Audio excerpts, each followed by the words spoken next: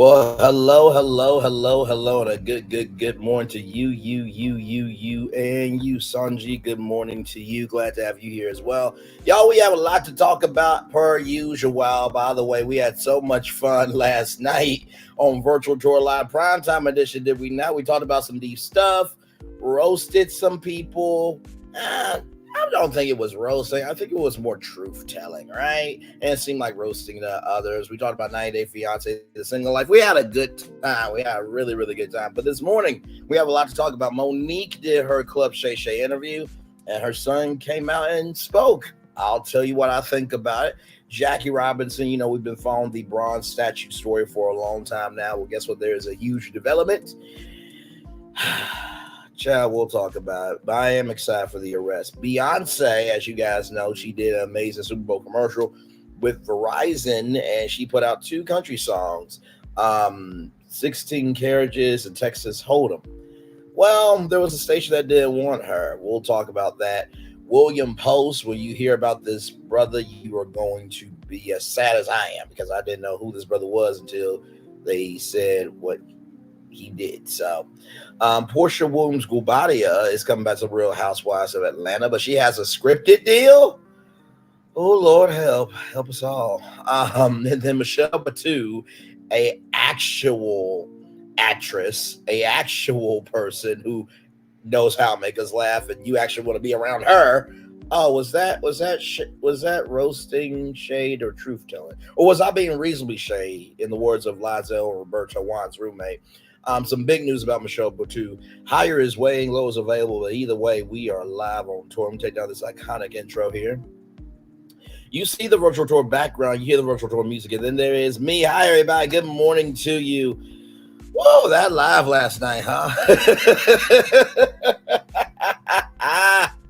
I saw everybody in the building over there. Oh, my Lord Jesus. Well, everybody who needed to be seen. How about that? But anyway, that's neither here nor there. Let's just roll on. So, here we go. Let's do what we do. We are live on tour. We're going to start off with this. Monique responds to claims from her estranged son that she's pushing a false narrative, rather, about wanting to reconcile a relationship. Let's let this play out. So, this is the whole thing here. Monique wasted no time to the allegations from her oldest son. As recently reported, Shalom Jackson shared a video to TikTok slamming his famous mother for claiming during their Club Shay Shay appearance that she wants to work on their damaged relationship. During the 9-minute video, he said neither one of us cares to put forth any effort, rather, to reconcile with the other. We are separate, as she puts it, because she doesn't care to be my mother any more than I care to be her son. His remarks started to make headlines as Monique took to a live stream alongside her husband manager Sydney Hicks to address what the Parker star stated. There are some people that are saying, "Oh, you should be ashamed of your mothering skills. You should be ashamed of yourself." This is why I'll say, let this play out, because the same ones that said to me I was crazy, I was deranged, we watched it play out. So just like my son, we'll watch this play out. So that's what Monique said. Okay, that's what Monique said. Wait a minute, let me see. I'm sorry. Hang on. I'm sorry. No, Sydney Hicks. I'm sorry. Then Monique spoke directly to Shalom, referring to Sydney as her daddy during his video.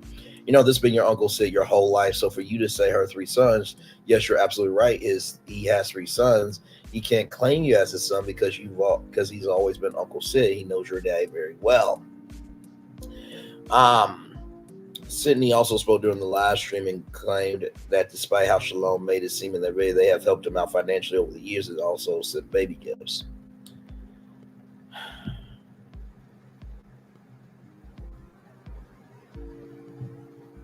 So I'm going to read this response, okay?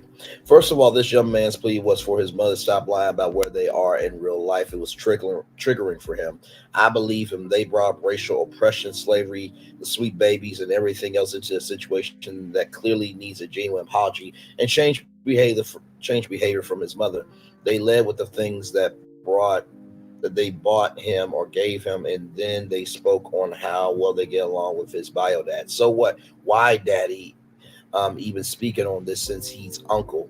This just speaks to the dynamic her son has to deal with. Monique has taken no accountability for anything. This seems to be apparent. They tiptoed and pussy popped all around what her son really said, which was, "You have four children, but you only claim three. You had with Daddy apparently." If you listen to the end, they don't address her. They don't address her son. His pain, his hurt. Just Monique grievances again with Oprah and Tyler Perry. Then they go throwing shots at what he said probably about other people. Do they hear themselves? This is why her son feels like he does. He didn't defame Monique, call her out her name. He wished her well. He wished his siblings well. He just said, "Stop playing in my face." Remember, y'all, everyone who had kids was not made to be a mother or a father. Clearly, Monique lacked those skills with her oldest. As much as she wants to hold everyone accountable that breathed on her wrong, she needs to look in the mirror, because pain hits different when you feel like your own mama don't love you, but you see her loving her other kids. Now, that was from Queen Q Michelle. First of all, very well articulated, stated, and said, because that's what I absolutely feel, right? I think sometimes parents seem to forget. Hey, Mr. Real Talk Prince, welcome in. I think sometimes parents seem to forget that when kids grow up, they have rights and privileges too. And Monique did say that she was a neglectful mother, but to say that you have three sons, no, that's your son too. That's your son too, Monique. And listen, right is right and wrong is wrong with Tyler Perry and Oprah Winfrey, okay? But however, this is your blood. To me, if I was you, Monique, I'm saying this with all love, sincerity, and respect. Screw Oprah and Tyler Perry, okay? If I was you, I would be focused on seeing what that son's pain is, okay? Because your son did not disrespect you. He did not call you out your name. It was actually one of the most common responses ever. I think Lil Romeo and some of these other celebrity kids could learn some lessons from him on how to be still with their emotionality. Honestly, that's what I think. But, listen, I don't think he said anything wrong. I think he said his truth. Monique said her truth. And all he asked was Monique to stop playing in his face about where they are. You know what I mean? So I don't think he said really anything wrong. Now, I do hope that they get themselves together, right? I really, really do. Because, you don't want to ever not have your mom, right? Because you only get one mom. You only get one dad. And listen, Uncle Sidney, Daddy, whoever the hell you are, you just need to shut up. Because this ain't even this is not even your fight. Like, and listen, I get it, right? That I get that she is your wife. But also too, as a uncle or daddy or whoever the hell you want to be, that's also your son too. Y'all can't just get comfortable when you want to get comfortable, right? So that's just my take on it all. I just felt like the live was completely out of line and disrespectful and stuff. Like, he didn't say nothing mean about y'all. He did. He just said, "Quit playing in my face." So. But anyway, y'all, let's roll on, because we do have more virtual tour live coming at you. So for those of you who don't know, right here, an arrest has been made in the theft of a Jackie Robinson statue, later found dismantled and burned. Police say a 45-year-old man has been arrested in the theft of a bronze Jackie Robinson statue found dismantled and burned in Vegas. 45-year-old man was arrested in the theft of a bronze Jackie Robinson statue that was cut off at the ankles and found days later smoldering in a trash can in a city park in Kansas, police announced on Tuesday. Ricky Altieri was taken into custody earlier this month in a kidnapping case and charged Monday with 4 counts stemming from the theft and 2022 case. Records show Wichita Police Lieutenant Aaron Moses said there was no evidence it was a hate motivated crime, but rather the intent to sell the mail for scrap. Okay. Wichita Police Chief Joe Sullivan said it was the only first arrest that there was only the first arrest and that there were more to come. He did not specify how police determined Alberti was the suspect in the theft. When you take something from this community, it won't tolerate it. He said, added that he was eager to share more details about the investigation after more suspects are in custody. Messages left with numbers believed to belong to his family members were not immediately returned. His attorney in the public defender's office did not immediately return a phone message from the Associated Press to comment. Of course not, because he's guilty. Thieves cut the bronze statue from its base last month at Park in Wichita, Kansas. Only the statue's feet was left at McAdams Park, where about 600 children play in a youth baseball league called League 42. It's named after Robinson's uniform number with the Brooklyn Dodgers, with whom he broke the Major League's color barrier in 1947. Fire crews found burned remains of the statue 5 days later while responding to a trash can fire at another park about 7 miles, 11.27 kilometers away. A truck believed to be used in the theft was previously found abandoned. Police said the theft of the statue was captured in surveillance video. Alberti, who is jailed on $150,000 bond, faces charges of felony theft and aggravated criminal damage to property in the statue case. He was also charged Monday with identity theft and making false information in an October 2022 incident involving a pawn ticket, the complainant said. Police provide no details about the case that led to his arrest, but online court records also show that he was charged with kidnapping and aggravated burglary. Criminal complaint said that he entered a Wichita home on February 1st with the intent to kidnap someone as a part of an effort to interfere with law enforcement. Alberti has a criminal record that shows burglary and theft at State Correction Department record show. Asked how others might face charges, Moses said 3 people were still in surveillance video. He noted that the statue was taken to a location where others were present. He said he could not offer no further details because it was an active investigation. Donations poured in after the theft, approaching $300,000. Bob Lutz, executive director of the Little League nonprofit that commissioned the statue. The power of Jackie Robinson is extremely strong in 2024. That's testament to what he stood for, Lutz said. Lutz, whose friend, the artist Jim Parsons, made the statue before its passing. The mold is still viable and anticipated that a replacement can be erected within a matter of months. He estimated that it would cost around $50,000 to replace the statue itself, leaving extra money that could be used to enhance some of its program facilities. It's going to be put to good use, he said. For instance, the group opened the Leslie Rudd Learning Center, which includes an indoor baseball facility and learning lab.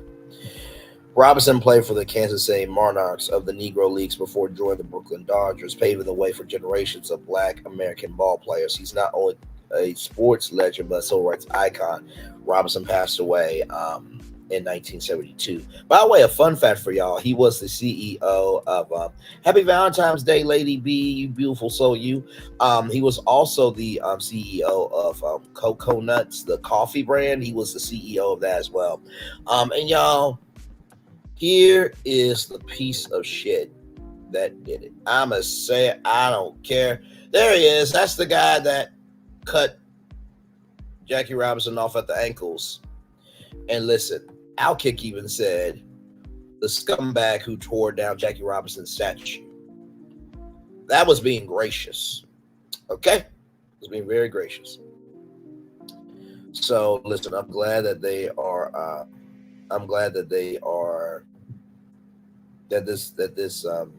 scumbag, not that one, sorry, that this scumbag right here has been arrested. By the way, 4 counts of felony theft, aggravated criminal charge to property, identity theft, making false information, and also too, he was charged for kidnapping. This man right here is a legend. You understand? And also too, there's also 3 other possible suspects. Soon as they find them, they will also be arrested. So I'm glad that they did not get away with it. I'm glad they did not get away with it. Because y'all, that's the thing. Like, right is right, wrong is wrong, and I am so tired of that rule not ever being applied. So I'm glad that they caught that piece of shit. Okay, I'm glad for that. All right, more virtual tour live coming at you. My way before, well, you know what? I'll do that at the transition. So here it is here, right? So this story. A Oklahoma country radio station refuses to play Beyonce's country single, okay? Now, I'm going to show y'all the station as well. Y'all give me a moment. Because I saw this, I'm like, really? Really? Okay. All right. Let me get up for y'all. Let me see. Where is it?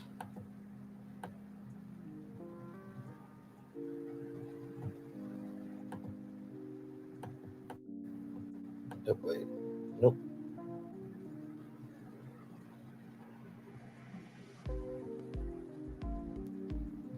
Hang on, y'all.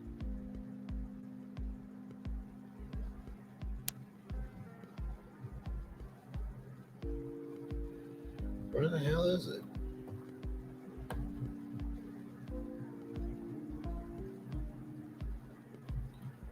I am trying to. Oh, here it is. Okay. Sorry, y'all. I am sorry. Hang on.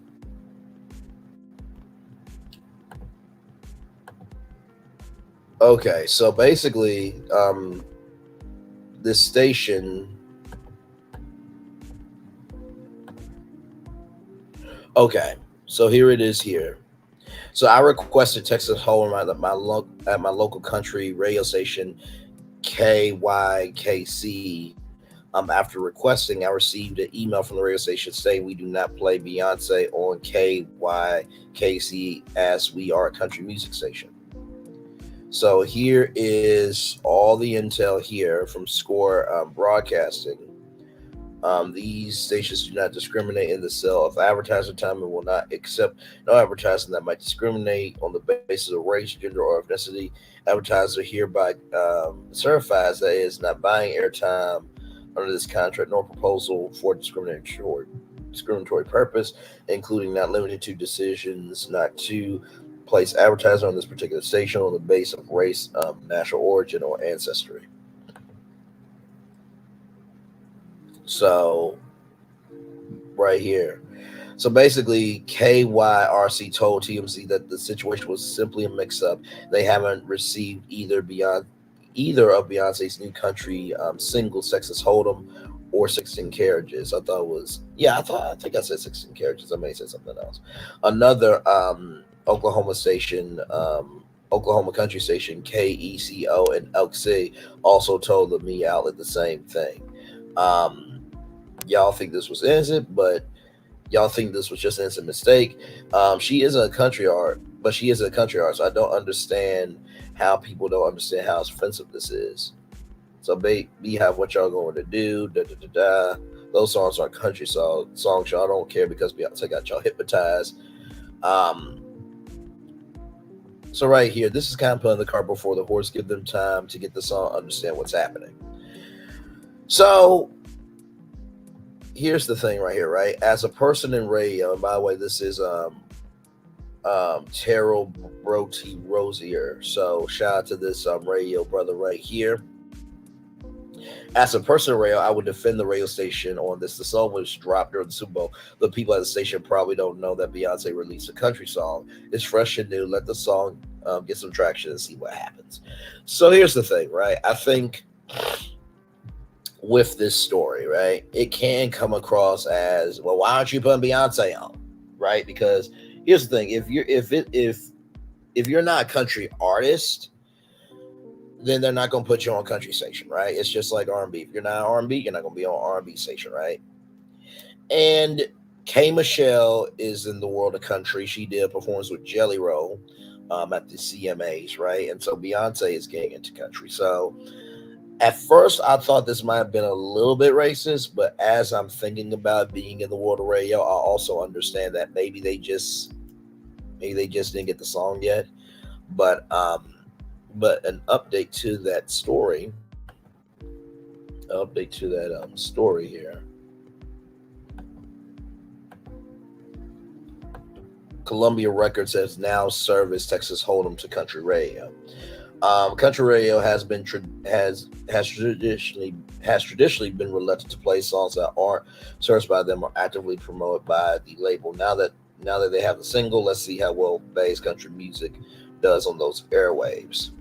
Um, so while fans called them out for racism, the station and another one in the area maintained they never had the record to begin with. So listen, I will say this: if you are a country station and you're not playing Beyonce's country song, but yet you'll play Mickey Guyan's country song, you're being racist at that point.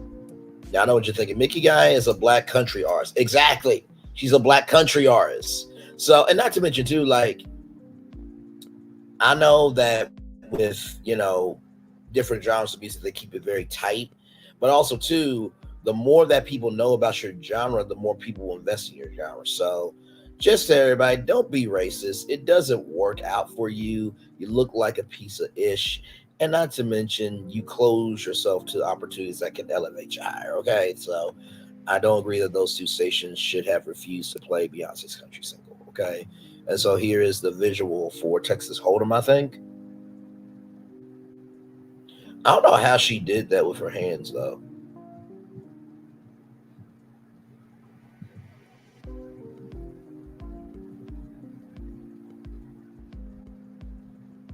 Now, for those of you thinking, well, why is Beyonce doing country music? Well, she is from Houston. Okay. She is from Houston. Now, I know some of y'all going to be like, well, she never really went to a farm and she never done this, and that, the third. So, but anyway, speaking of Valentine's Day, I got a bear from my mom. I got some Twizzlers. Yeah, so love me some Twizzlers. And then I got me some honey buns too. So shout out to my mom. I always look forward to Valentine's Day. I really look forward to any time with my family.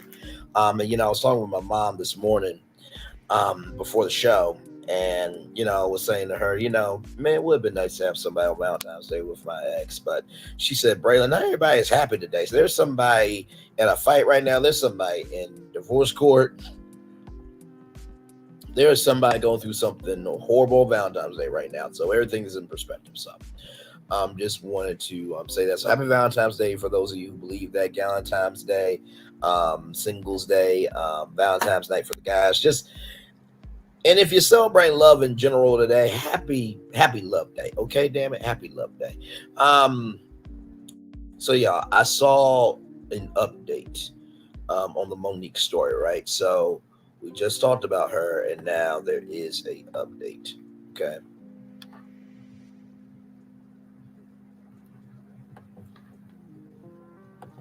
Give me a moment. Actually, before I give you the update on, Monique's son, here it is with this. Tiffany Hash on why she won't confront Monique's over remarks about her DUI. If I got a problem with you, I tell you to your face. I don't need to tell the whole world. Okay. Comedian Tiffany Hash is not letting fellow comedian Monique's comments about her DUI phase her. So basically, during the 2018 interview with GQ, the Haunted Mansion actress said, my business run differently than her business. I don't live her life. I don't have that husband of hers. I'm looking at how Netflix has opened up so many opportunities for Black females in comedy. So during the Club Shay Shay podcast, Monique said to Shannon Sharp, when I saw that, it's like, Tiffany, if you had a husband like mine, you might not have DUIs. If you had a husband like mine, you may not be caught up in what looks like you could have been grooming a child. So here's a comment. Well, when they asked you about Monique, you could have said no comment. However, you insinuated the business and the man were at fault. So you indeed tell that to the whole world. Agreed. I'm not a fan for her, but I'm glad she's not giving social media the back and forth fight they thought they were looking for. Well done, Tiffany. Pretty K 1206, Kendra Danielle. By the way, beautiful name. She said it, right? So, like, You get so what? Tiffany Haddish just get upset about words that she said in the interview. You said it. I don't think she ever checked Monique face to face. That part. I'm not a Monique fan at all, but you started this one. Karma doesn't expire. Right there. Girl got you gathered. Get. Girl, bye. You had no business telling the whole world you're glad that you don't have a husband like her, so you don't do business like her. Didn't she tell Mo to her face when she talked about that husband of hers, LOL, losing credibility? Funny when you thought Mo was down, you slipped a kick about her loving husband having her back. Now she waiting fire back. No comment. These black plants are unbelievable. Calling Tiffany Haddish a plant. Oh my.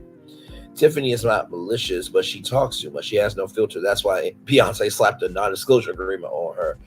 Or is it because Monique told the truth and you don't have a response?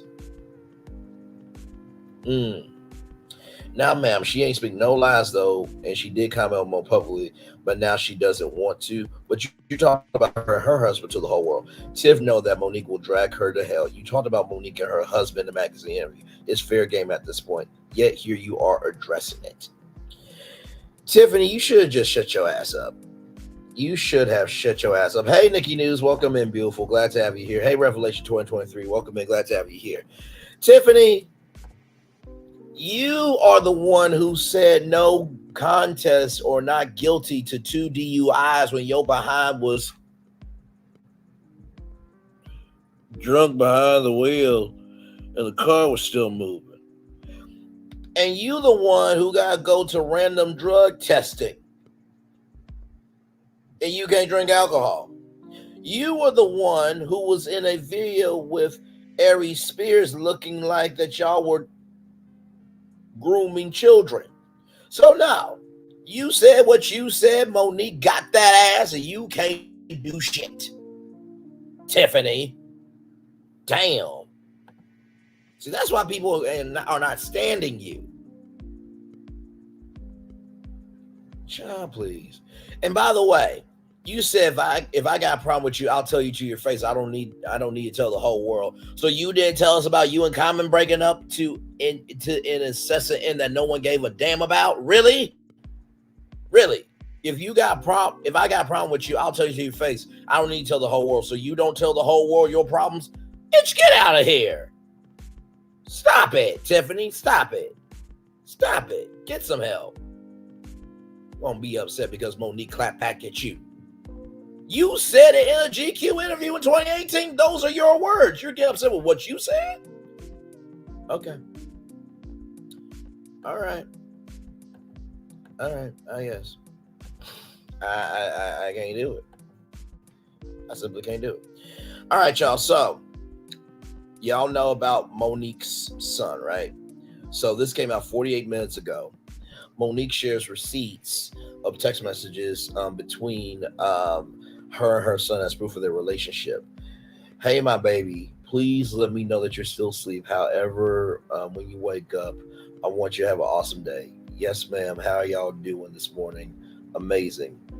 My appointment with the DMV is on May 7th, so I can start this process. For my license, I have 3 derogatory strikes on my credit. I will clear 2 of them up at the end of the week, just showing you my to-do list. I know you will get it done. Let's go. So I think the green is Monique and the gray is her son. Jamaica, how y'all doing? We're doing good. Cooked a late dinner, salmon, salad, and rice. The doctor's born well.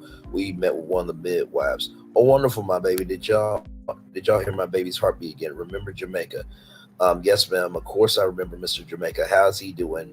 And the baby's heartbeat is strong. We forgot to ask about the BPM. He's doing good. Still looking the same. Just older. It's been 15 years since I've seen him. Is Nicole getting big too? Our next appointment is on June 11th for ultrasound. Once I get done my interview. Okay, that's your mama. Hey, mommy, are you awake? Hey, mommy, how your eyes are feeling? Hey, sweet baby, I haven't forgot. I'm just trying to get myself together. Hey, sweet baby, I will call you after I speak with Tamika and Thomas and her father. We talked to them at 7 p.m. this evening. We got y'all back, you and Nicole. So that's a son picture there. Guess you look so handsome. You better say that shit. Let me know when your break starts. Okay, baby. Hey, baby, just checking on you. Hey, baby, just checking on you. Hey, man, good morning. Hey, baby, did you mean to send this to me? LOL, man. Um, I'll give my thoughts at the end. Um, hey, ma, corrected. Hey, ma, good morning. My phone all corrected. Ma, put ma'am and put man, LOL. LOL, that damn autocorrect. So, first of all, this is a nice picture. He's a handsome looking brother. Um, but then did you mean to send that to me? Monique, Lord up.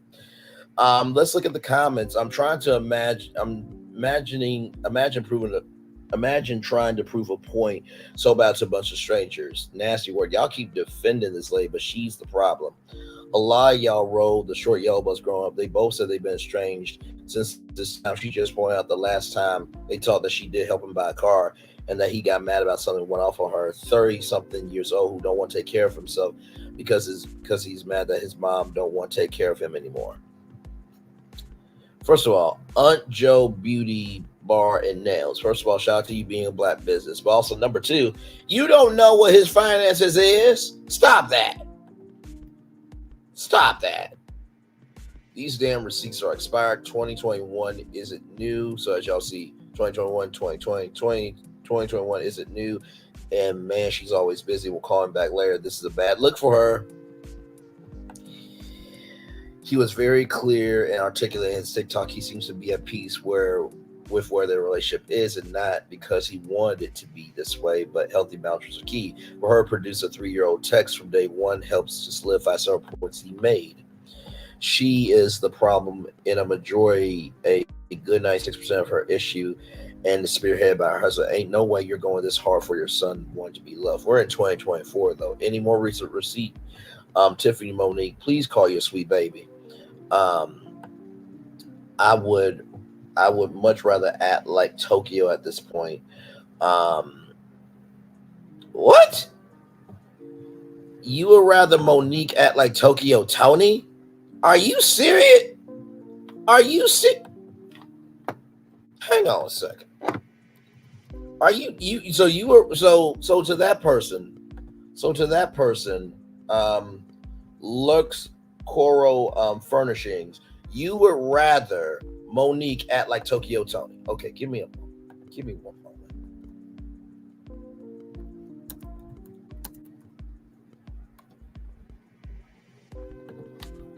Okay. Cause I'm gonna show y'all something. Cause this is just ridiculous. Okay. So here's Tokyo Tony. All right. I'm just gonna do it. Because I can't do it. I can't do it. I simply cannot do this. Not here, not there, not anywhere. Braylon, I am. So here it is here. Okay. This is Tokyo Tony. Here we go.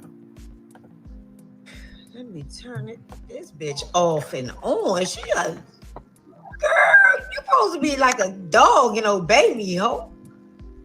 Boy, these motherfuckers getting out of line. Alexa. Oh, that bitch then went to sleep. That bitch on red. You know what, bitch? I'm about to trade your ass in for a Boost Mobile speaker. I'm playing with me. Shit. Let me turn this bitch off and on. She got, girl, you supposed to be like a dog, baby, ho. Boy, these motherfuckers. So that's Tokyo Tony just talking to Alexa by itself. Okay, now. Okay, hang on.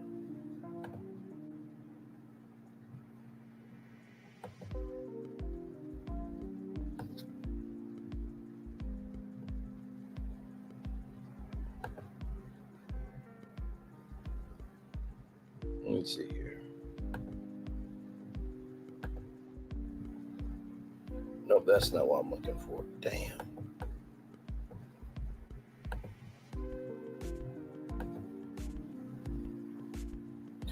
Okay, so I'm gonna play this TikTok here. Hey y'all, as you can see, Tokyo Tony is spending time with her granddaughter. Oh, hang on. I wasn't trying to. Hey, you can see Tokyo Tony is spending time with her granddaughter Dream, and that's Dream Kardashian for those who don't know. And yeah, things must be going great between her and daughter Angela, aka Black China. Love to see it. Now, as far as Tokyo Tony and Alexa go, I don't have high hopes for that relationship. Okay. I had a lovely time. Watch this. Alexa, stop talking. Thanks for chatting. Quick question. On a scale from 1 to 5 stars, So, Mommy how do you said, feel about do speaking you with the want social to bot go again? to the guitar store? Okay. Lower? With your mother? My mother is a teacher. What about your mother? Did she teach you to eat more vegetables? No, she said, Alexa, get the fuck on. I'm telling you, bitch. You better move I on. am sorry. Alexa, I'm gonna punch you in your fucking jaw. Get out of here. Scram. It doesn't work. Alexa, stop playing that. Hun, Dumb bitch. Try again. Ate Allie's dick. Can you give me my okay, girl back? this is making Bring me her a bit back. anxious. Fuck Something off, else. fuck off. Can you get off my Well, I phone? find it very relaxing to curl up in bed with a good book and a warm blanket. And a nice hot dildo. And a bucket of cum. Can you Really? leave? Goodbye. Bye. Really? Stop. Go. Scram, bitch. Okay. I enjoyed our interesting conversation. Good, bitch. I You can say stop to end our conversation. Stop, Not bitch. interesting conversation. I cannot tolerate that language. Fuck you and your mother's ass. Move on. Fuck you and your mother's ass. I said stop, but you still ain't stop. Just Stop playing with me, bitch. You said say stop. I said stop, bitch. This bitch want to keep going. gotcha. Bye. I find playing team sports very fulfilling. My students was joking once in the locker room after winning a team game. Did you ever experience that feeling? Kill yourself, Oh my bitch. God. Stop, go, scram, I am split. sorry. I do not. Girl, you just said stop. Alexa, stop. Roll out. Before I fuck you up. I am sorry. I do not know anything about that. So you would rather have Monique act like that, right? So to Lux Core Furnishings, you would rather have Monique act like that, talking to Alexa, who ain't even a human being. Oh Lord, but let me keep reading because at this point, manipulative fake carry mother role she's trying to portray is not working. What mother feels the need to post expired receipts of text just reading the messages has me crying because he's clearly trying to have a relationship with his mother. This is not the actions of a caring mother. Now when you are used to be manipulative and try to save your comeback, this may seem like you are succeeding at the victim you keep trying to portray yourself, but it is an epic fail. Now I agree. The only thing I don't agree with was acting like Tokyo Tony, because really, yes. So Dream Kardashian was there. So she said that in front of Dream Kardashian, which let me look up, how old is Dream? Dream Kardashian. So now Dream Kardashian is 7 years old, okay? But she said that rather around a 7-year-old, essentially. Like, come on, really? This is what we doing? This is what we doing.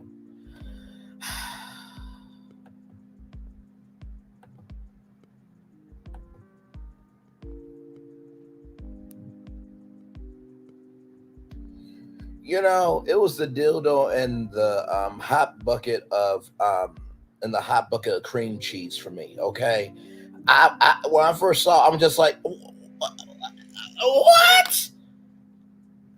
Like, I understand why Angela White don't like her damn mama. I understand it. Not everybody deserves to be a mama. Not everybody deserves to be a damn daddy. Shoot. Anyway, that's the update on Monique, y'all. By the way, for Valentine's Day, I got this bear from my mom. Got some honey buns because I love me some honey buns. And then I got me some Twizzlers as well. I'm just like, a dildo and a hot bucket of cream cheese. I'm just like, really? Really?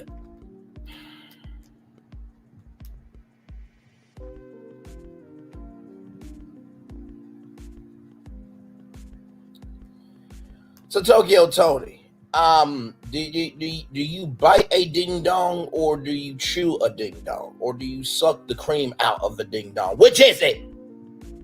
I want to say a dildo or a hot bucket of ding dong cream. What the hell is wrong with you? Saying to the fucking 7-year-old. Hell. You stupid. I'm sorry, y'all. I can't do it. I can't do it. I could do it. I know that's what she said.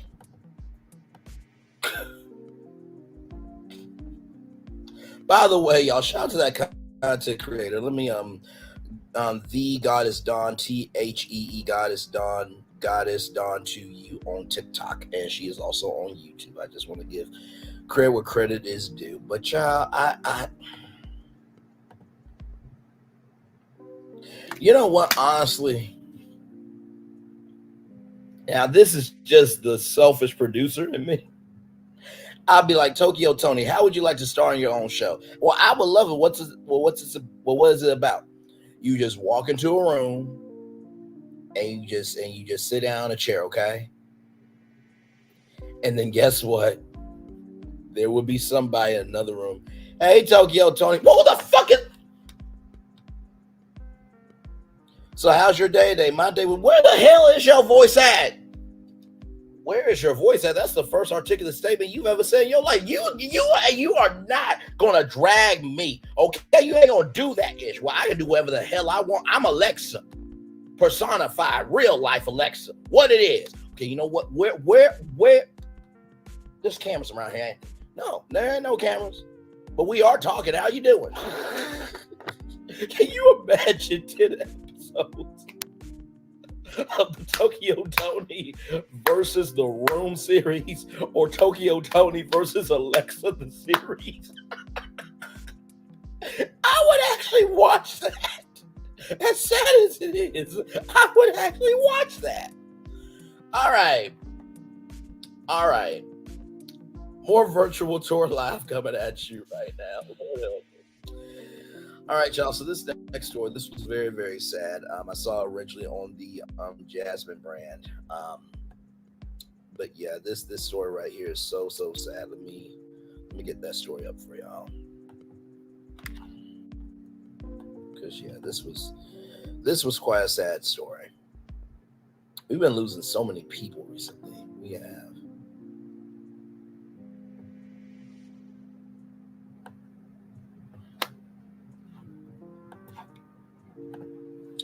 So here it is here.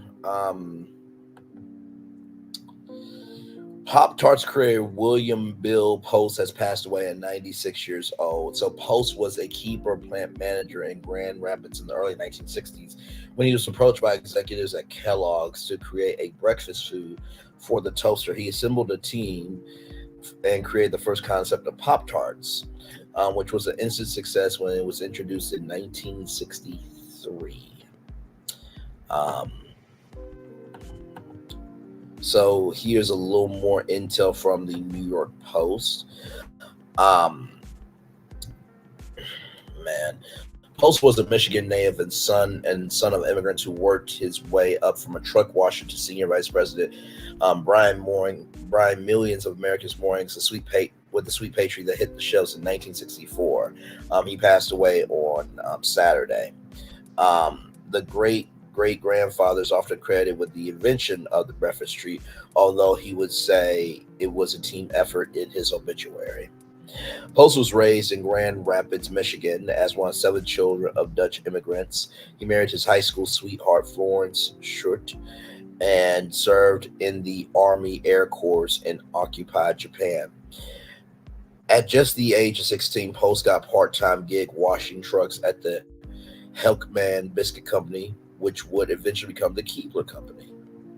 5 years later, he rose to the full-time full-time position of personnel manager, but assisted with sales, production, or anything else he could learn, his loved ones wrote in his obit. Some 20 years later, when Post was the plant manager of Heckman, he welcomed executives from Kellogg's who asked Heckman Keeper to develop a product they had in mind. This product would become the Pop Tart, which is available in nearly every grocery store and supermarket in the U.S. today. Post did numerous interviews about his invention during his lifetime, and every time he said the credit was shared. Bill would say, I assembled an amazing team that developed Kellogg's concept of a shelf sustainable toaster pastry into a fine product that we would market in the span of just 4 months. His passing note states, he often shared the story of the Pop-Tart with younger generations, hoping to inspire them while always giving out samples of his invention.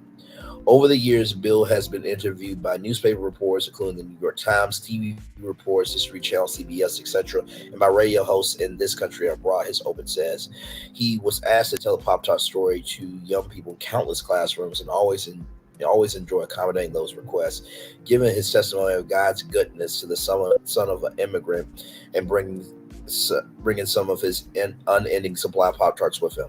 Eventually, Post was promoted to senior vice president after moving to Elmhurst, Illinois, to work for the corporate offices of the Keeble Company in 1967.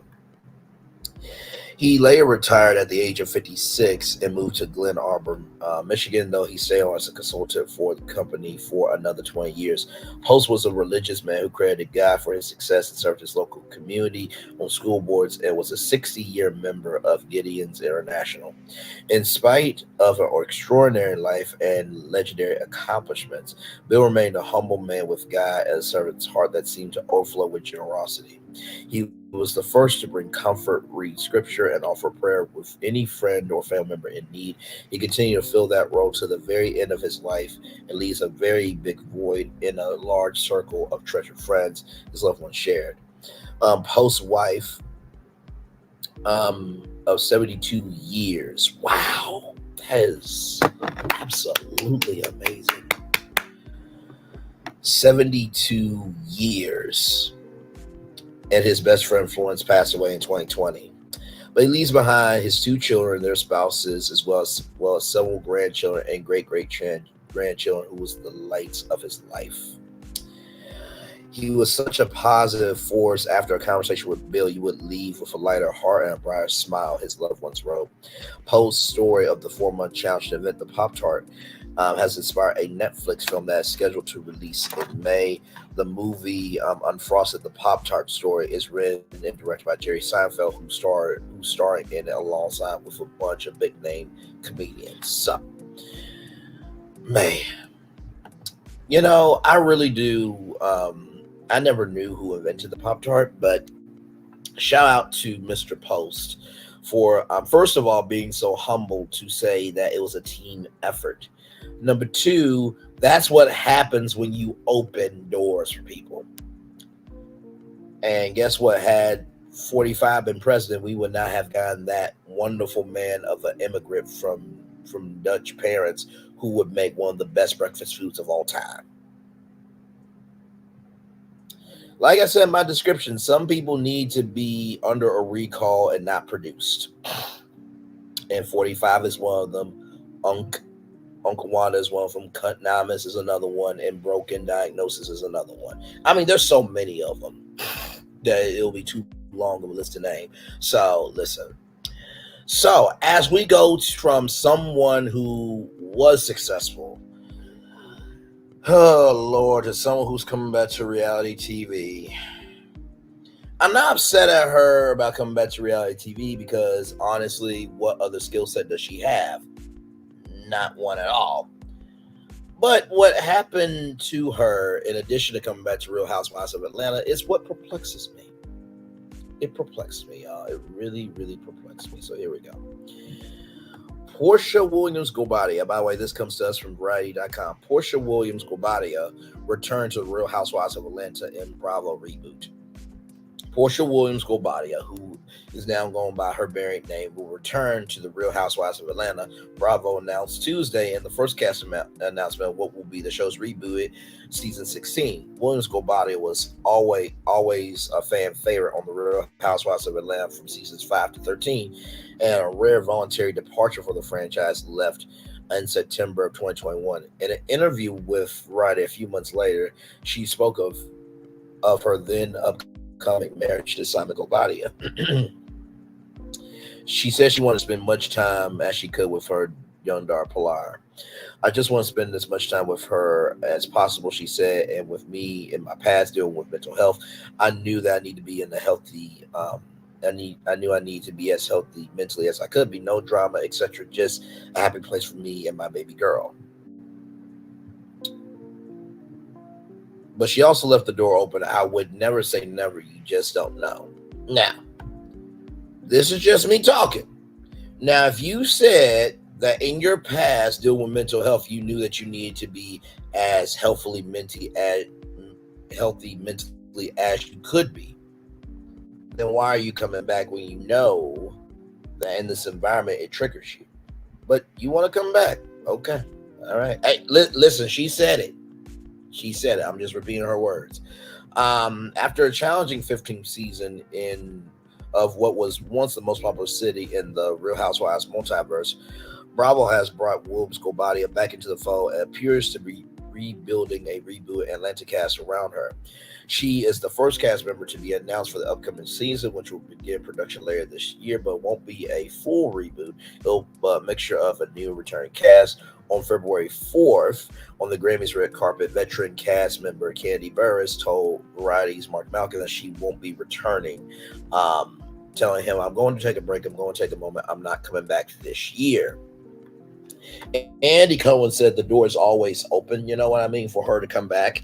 And not to mention, Kandi is bigger than all of them. Like, can we be real? Like, she's gonna be working with Bravo on other shows, and she'll probably be doing more with NBC Universal as a whole. You know what I mean? I just thought about this. Wouldn't it be cool if they did like a Just Kicking It? If they just did like a Just Kicking It R&B club at Universal City Walk. Come on now. That's what we do. A Just Kicking It R&B club at Universal City Walk in Hollywood and Orlando. Hashtag you're welcome, Kandi Burruss. Listen. Along with the news that Williams Guobadia will come back to the Real Housewives of Atlanta, NBC Universal announced that she will have an overall scripted talent deal with NBC Entertainment. I'm sorry, y'all. Under the terms of the deal, Williams Guobadia will partner exclusively with NBC Universal Entertainment for scripted project opportunities across the company's broadcast and streaming platforms. Now, Porsha. Scripted. Unscripted, I understand, but scripted. Just because you saw Angela Bassett growing up doesn't mean that you can be an Angela Bassett, okay? Let's not do this. Let's not do this. Now, I know we all get inspired by people. We all get stirred up, and we all want to contribute something to this thing called life. Or as they say, we want to contribute a verse to this play called life. But when have we ever seen you in anything? You know what? Let me see the IMDb, because I could be wrong. IMDb Porsha Williams. I just want to see if you acted in anything. Let's see. Let's see, because I could be completely wrong, because I don't remember you in anything. That's just me. I could be wrong. Okay. So here are some things. Now, I did not know this, okay? Sharknado, Global Swarm, I didn't know that. Insecure, did not know that. Another zombie movie, did not know that. And Pretty Stoned. Pretty Stoned. I never heard of Pretty Stoned. What is Pretty Stoned? Let's see here. Pretty Stoned. Oh, by the way, y'all, before that, Bob Marley One Love is now playing in theaters. Please go see that film. It looked like they did a really, really good job with that. We need to support Black content. That's of quality, not quantity. Okay? Just because it has a lot of stars in it don't mean that the film is quality. Looks like this is what? MTV? Yeah, it's MTV. It's MTV. Okay, so Brandy Evans, okay, is in there. Okay, I know who she is. By the way, she is from P Valley, legend. Candy Burris, okay. Just Hilarious, okay, and DC Young Fly. Okay, so I know some of them, but I never heard of Pretty Stone. This movie is a total stoner with no commitment to her job and a type A high achiever joins forces when they find themselves in trouble. After one of them disposes $20,000 worth of pot from a drug queen pin and her hench women. This came out. I didn't know about this. So you are known for some things, right? Let's see. Stepping Back to Love. That is with the legendary Monique Coleman from High School Musical. Let's see here. Cargo. Did not know you did that. Star. I didn't even see you in Star. And then Zootopia? You were in Zootopia Plus, rather? Okay, girl. So you did act in some things, but still, like, scripted, though? Scripted, though. Okay. I guess.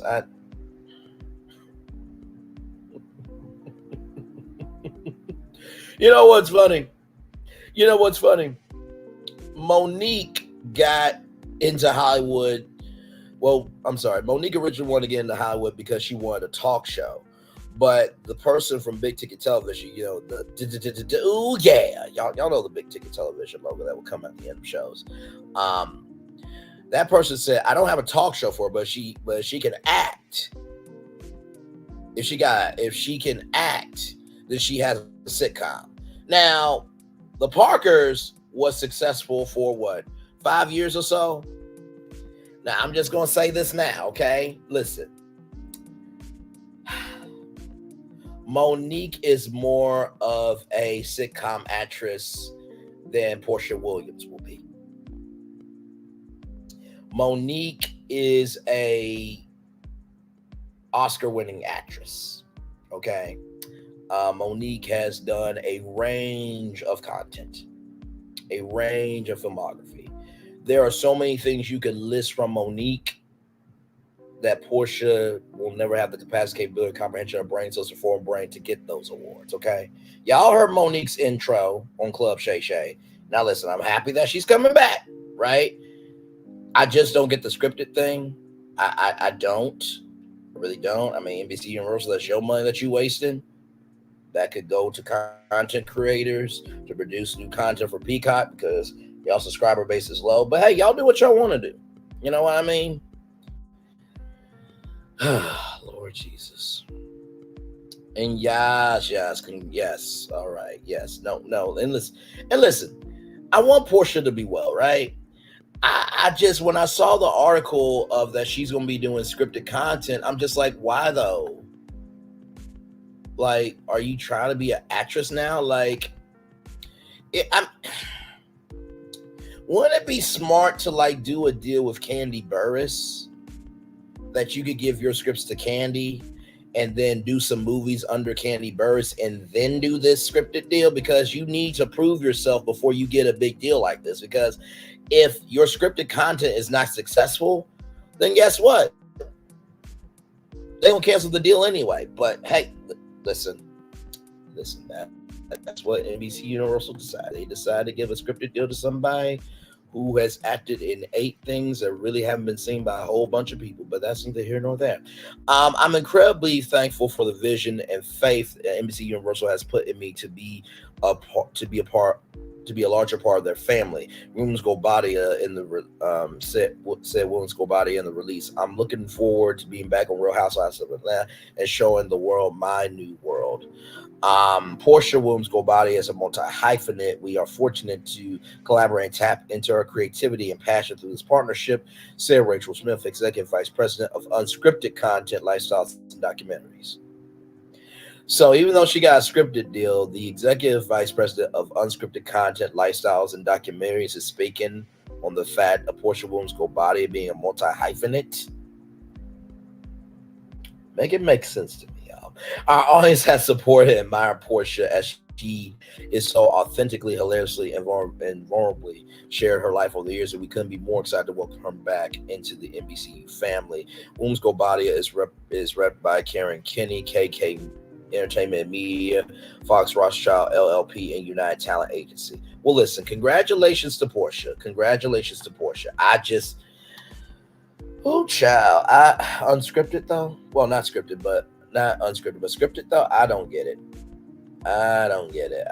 I'm really perplexed by that. Like, seriously, I really am. I like, really. Oh my God. Next thing y'all gonna tell me is that she's gonna be a correspondent on Access Hollywood. Candy Burris would do better at Access Hollywood than Porsha Williams Guobadia. By the way, in Guobadia, you know that bad is in her name. B-A-D is in Guobadia, right? I just want to let y'all know that, and I'm not making that up. Revelation said, why not? She should try anything her heart desires. We don't know what exactly she would be good at unless she tries. She doesn't need Candy to do anything, and she's proven that. I agree. I just don't understand it. But I wish her well, though, you know. And also, too, listen.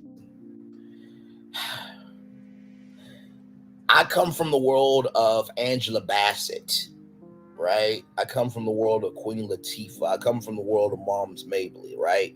Actresses that they put in the work, that they went to Juilliard, right? But hey, listen, in the same token, it's a black person receiving another opportunity, so I can't hate on that, okay?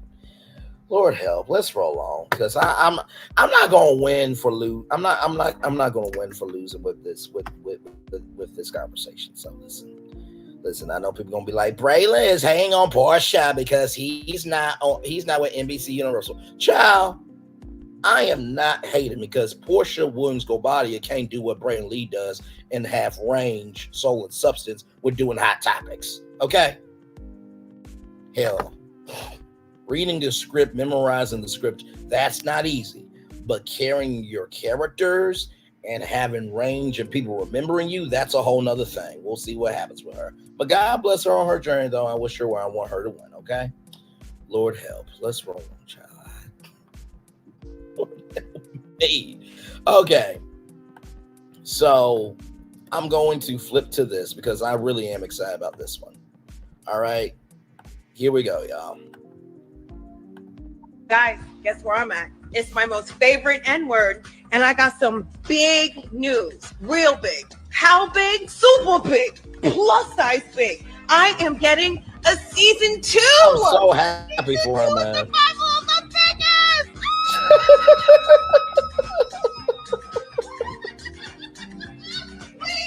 Oh, man.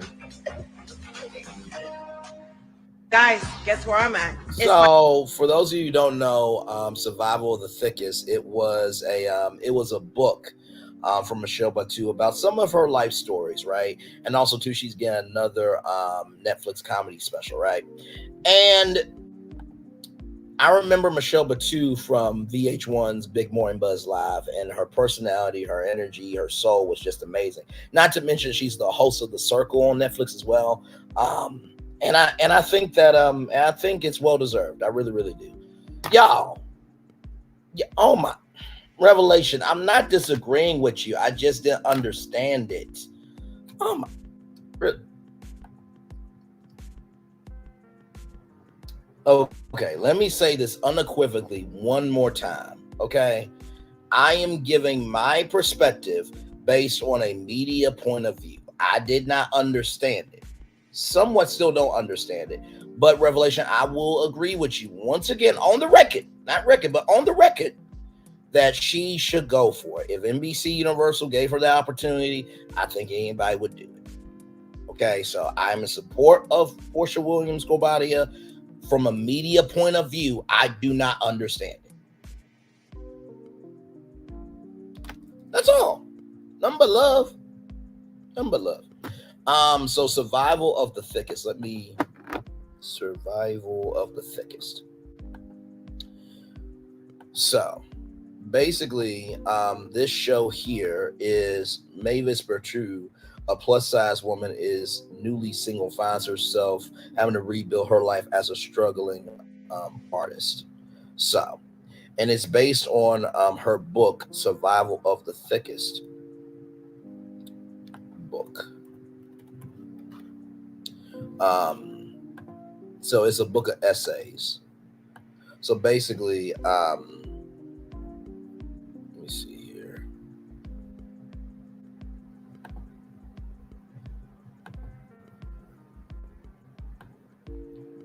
So right here, if you ever watched her in television or movies in the past couple of years, you've seen Michelle Buteau with some scene-stealing roles in Always Be My Maybe, First Wives Club, Someone Great, Russian Doll, and Tales of the City, a reality show, a reality TV show, and breakthrough stand-up specials, including her headliner show, Welcome to Utopia on Netflix, 2 podcasts, Late Night Whenever, and Adulting.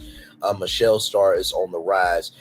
You'll be forgiven for thinking the road to success or adulthood or financial stability or self-acceptance or marriage or motherhood has been easy, but you'll be wrong. Now, Survival of the Thickest, Michelle reflects on growing up Caribbean Catholic and thick in New Jersey, going to college in Miami, where everyone smells like pineapple, her many friendship and dating disasters, working as a newsroom editor during 9/11, again starting in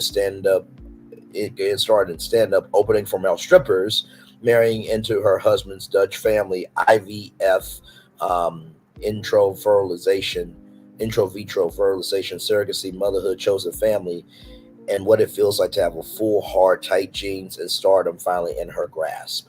So as you can see, 4.6 right there, 5-star out, 4.6 out of 5 stars. So congratulations. And by the way, I love the announcement. It's on Netflix. It's on Netflix. And by the way, I loved what she said here. Like, y'all, let's watch it again. Hang on, let me bring it back. My most favorite N-word, and I got some. She's at her she's at her most favorite N-word, which that was a dicey comment. That was a dicey joke because we all know what the other N-word is. But yes, it is on Netflix here, and here it is here. She will also get her second comedy special on the streamer, so it is on Netflix. And the comedy, by the way, earned 7 NAACP Image Awards nominations, including 4 for Buteau.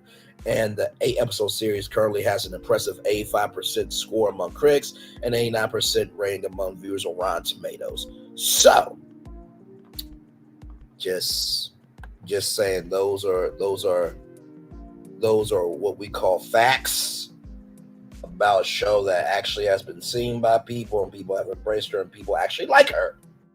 Sorry. Nope, I haven't seen any of them. You named it. And what's her name again? She sounds interesting. I'm gonna have to watch. Her name is Michelle Buteau. I'll put it in the chat. I will put it in the chat. Michelle Buteau, Survival of the Thickest. Oh, Lord, I already know the comments are going to be coming from me. Lord help. Braylon, you talk about everybody, but you can't support nobody. Really? This is what we do? Okay. All right. It is what it is, y'all. It is what it is. But anyway. And by the way, to Revelation 2023, she knows that I love her. And listen, me and Revelation 2023, we had a back and forth about we had a back and forth about Kanye. See, here's the thing about some people on YouTube. Some people on YouTube feel like if you don't agree with that person, that you're cashed to the pits of hell, never to return again. That's not how this works on this channel. We all have our opinions, but we still show love for each other, because guess what? Just like Chick-fil-A or just like Popeyes, just because they get your order wrong don't mean you still don't love Popeyes or Chick-fil-A, okay? So listen, this order was very hot, okay? And some people are not going to like the order that I served up about Porsha Williams Guobadia, and that bad is in her last name. But I did give it from a media point of view. Now, from the human point of view, I want her to be well. She has a daughter, y'all. Black women are put in such a box that they can't move, breathe, or wake up without pissing somebody off. And that's not fair. And that includes Porsha, okay? I even said the same thing about Kenya Moore. That even though she disrespected Kim Fields, and I will never have respect for her, that doesn't mean I don't want her to be well because her mom rejected her. So the one thing about me, two things for sure. One thing to know and two things for sure. Just because I may not like what a person does doesn't mean I don't wish them well. Okay? Just saying. And ask about me before you talk about me. Check my channel before you talk about me. And also too, look at who says hi to me. Look at who comes through for me. Have you seen any videos saying that I use a mental health diagnosis to go after people? Has there ever been a video done on me like that? No, because I'm responsible for what I say. I create space for people. And I also understand that at the beginning, middle, end of the day, you may not be able to change the whole world, but you can't complain about the world being broken and you add into the brokenness. So check yourself before you check me. Hell.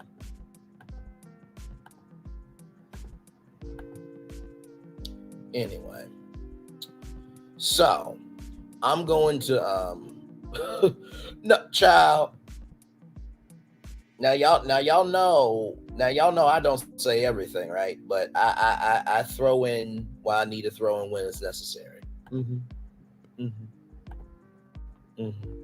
It's all good, Revelation. It's all good, Queen. Oh, man. It's really sad when a clown thinks that they are getting good because of who they are. It really is sad, because who has more power, the clown or the ringmaster? Because the ringmaster decides who gets to be seen. The clown can only be seen if the ringmaster puts them in the show.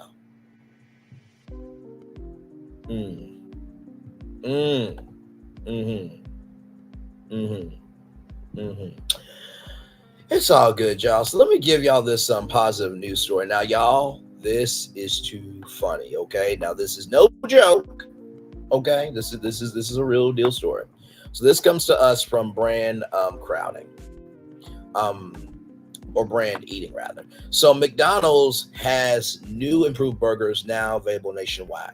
So McDonald's has completed their rollout of their hottest, juiciest, tastiest classic burgers ever at all locations in the U.S. To celebrate, they sent the Hamburglar out across the country in his Burger Cuda getaway car.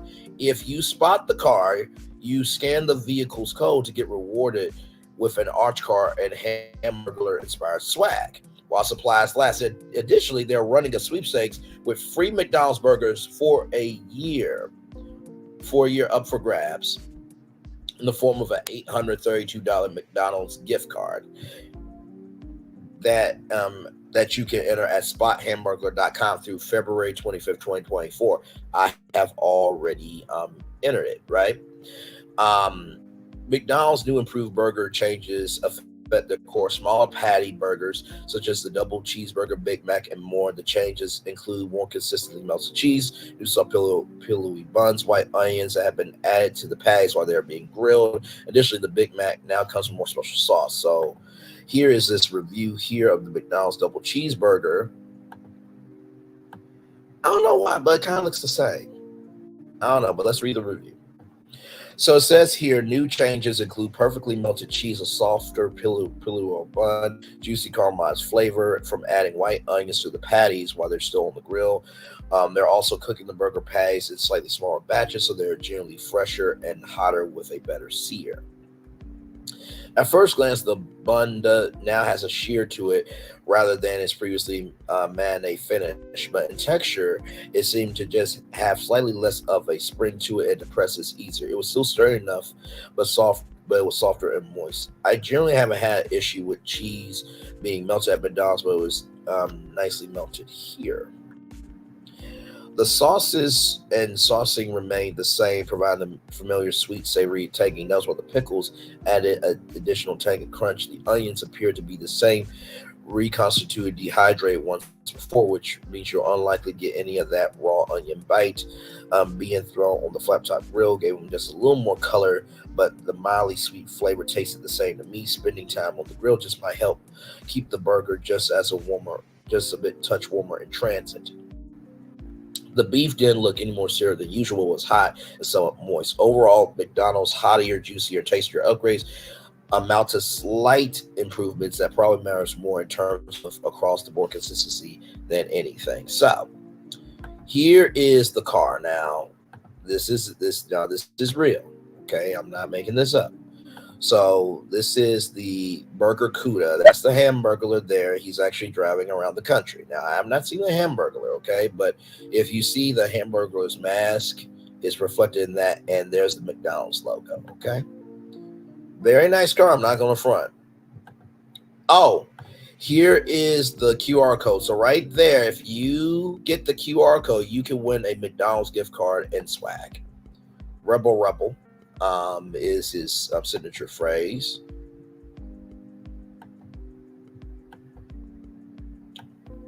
Oh, wait a minute. They actually even said that's cool. They said Burger Cuda in the actual car. And then here is, now those are supposed to be drink holders, okay? Now, and there's the McDonald's horn there, and there's a cup there. So that is the actual car. Now, I'm not telling McDonald's what to do. Now, giving a $832 gift card is nice, but I think giving away this modified 1970 Plymouth Barracuda would be even cooler. Because honestly, I would not mind wanting that car. Okay? So that's what I would say, is to give away the car, okay? That's just me.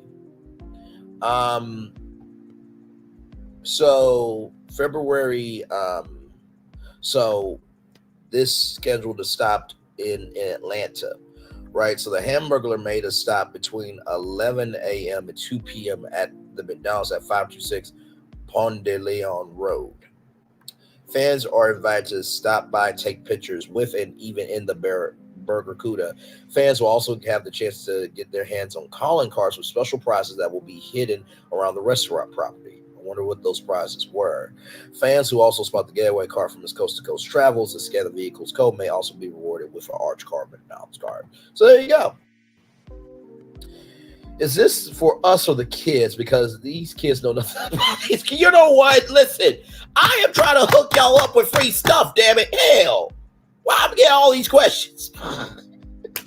And by the way, Revelation, the only thing that happened here is that you and all you good people and me found each other, and we are able to create good times together. That's what happened. Real talk, for real.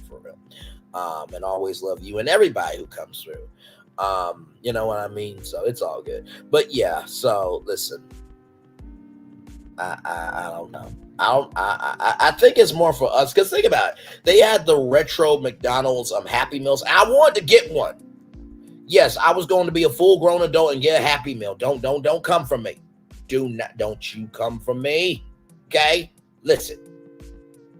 Just like some of y'all going to Chuck E. Cheese and getting their pizza. That's why they had to do a ghost kitchen.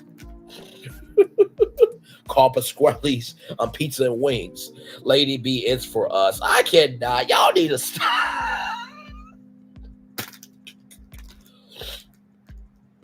Now, you know what? You can't do that. Because I was about to say, you know what would be really cool? if you and 3 friends could do, if you guys could go to McDonald's and burger and do a hamburgerly at McDonald's with a hamburglar. But then I thought, like, no, that's not a good look for McDonald's, because then the way they're going to portray it, even though it's a contest, you get to hang out with a hamburger, you're going to get to steal burgers from McDonald's with them and eat with them. It's going to look criminal. So you can't even, damn it. And if a black person wins the contest, they're going to drag that thing out. A black person stole burgers from McDonald's. You do realize the person they were with was called a hamburger, right? Well, he's still black. Well, she's still black.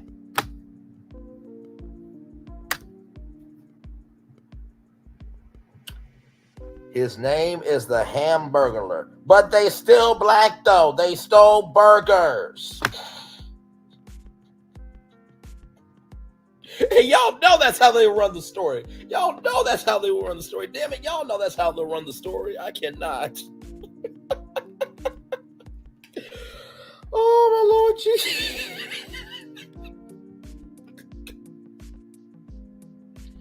Now, see, I'm laughing at our culture because as sad as it is to laugh at what the culture will be, it's kind of comforting. It's almost like a mental green book in your head of like, do not enter this hamburger contest to hang out with the hamburglar and go on a hamburgerly with the hamburglar, and beat burgers with them, because you'll be portrayed as a black criminal. As sad as it is to say that out loud, it's kind of comforting to know that you shouldn't enter that contest because you will be portrayed that way. By the way, everything's alleged in my opinion is for entertainment purposes only. Wait, so you want to enter the contest? I cannot with you, Lady B. You want to enter the hamburger contest. All right, y'all, I'm going to turn off my camera now because I've done the whole show for an hour. By the way, y'all, let me drop the link. Lord help. We are live on tour. By the way, y'all, another update here. So y'all remember the Dunk Kings menu? Well, they had official Dunk Kings merch for a limited time while supplies last. It's currently sold out, but they plan to restock as soon as possible. So if you want some of the Dunk King merch, here it is here. So they got the tumblers back, they got the pants back, the hat is out, and the tracksuit is out. So there you go. Oh my Lord, Jesus Christ. Just now, McDonald's, if you do a hamburger contest where a person gets to hang with that person, when one person and 3 of their friends get to hang out with the hamburger, and they get to go to a McDonald's and do a hamburgery with the hamburger, eat burgers, and they get $1 million and they get that burger CUDA car, I want my damn credit. Or you make another hamburger, or you make another burger CUDA car, and you give me that car, and I get my own $1 million. Damn it, I deserve credit. That's a damn good contest. Hell.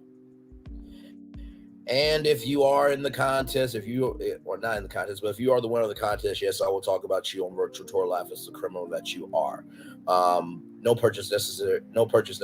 For we're prohibited. Y'all know the contest rules that they do. Oh, why am I so extra though? No purchase necessary, for we're prohibited. And fit in the United States, in the 50 United States and DC and wherever. Lord help.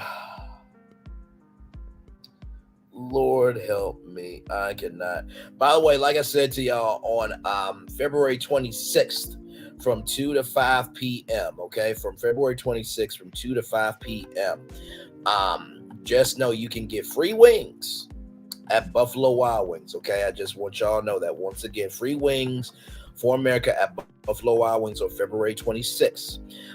So this offer is only good for dine-in and in-person takeout only. No purchase is necessary to redeem the wings, but it's only from 2 to 5 p.m. your local time. So 2 to 5 East Coast time, Central time, Mountain time. Pacific time, Hawaii time. So that's just to let y'all know. And also in Canada, y'all can redeem for 6 boneless or traditional wings. Okay, so these are wings that, you know what, Kasura, see that's disrespectful. See, that's disrespectful. See what happens when you give people love, grace, and space. See, so you're gonna send, hey, Bray, I'm with the hamburger. We're robbing the McDonald's. Okay, so you're just gonna rub it in my face that you're hanging out with a person from my childhood, and you robbing a McDonald's and getting the eat free burgers that you don't gotta pay for. You get the burger coup de car. You get $1 million damn dollars. You're just gonna rub that in my face. Send me that video. Okay, I thought we were cooler than that, but that's fine. That's fine. I'm totally fine. I'm totally. Oh, I love y'all so damn much, man.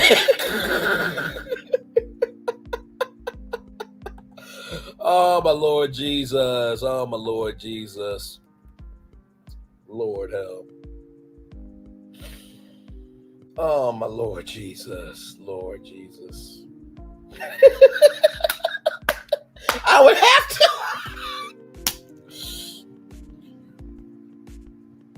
Hang on. You know what? Now I have to do a presentation. Okay, hang on. Let me get my. We got a 1020. What's the 1020?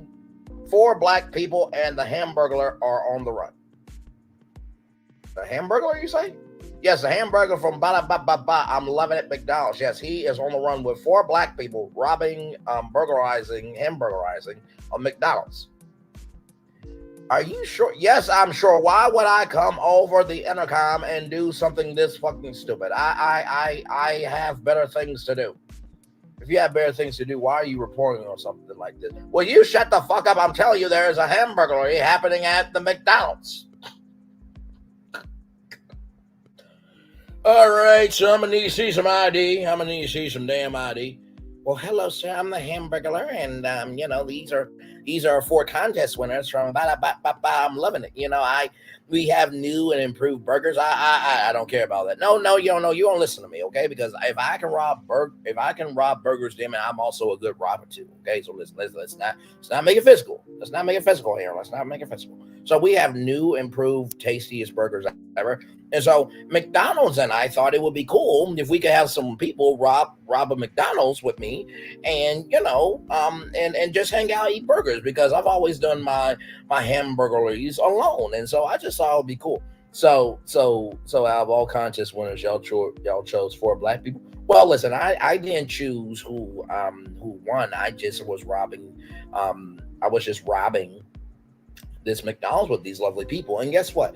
Everybody has stolen something, including your ass, and you a cop too. Well, you know what? That's none of your damn business. Well, I mean, if it ain't true, why you responded? All right, so I'm going to take y'all to jail. Judge Lee, yes. We have the Hamburglar here in 4 people. Wait, what's going on? The Hamburglar and 4 people. Apparently it's a contest. Oh, I know about. Send them in. They were this stupid, huh? They don't realize you're a character from the 90s. Don't do that. Release them. Expunge the record. We're done. But they stole burgers. And somebody stole your damn brain cells to form a brain and your intelligence. But yet you ain't under arrest for that stupid shit, are you? Get out of my courtroom.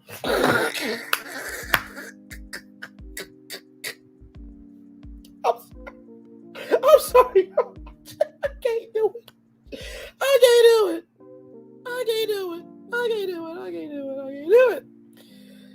Oh, my Lord Jesus.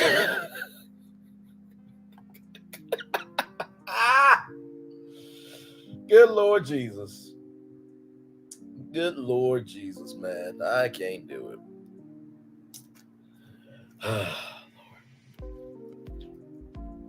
And that was your brainlentization for today.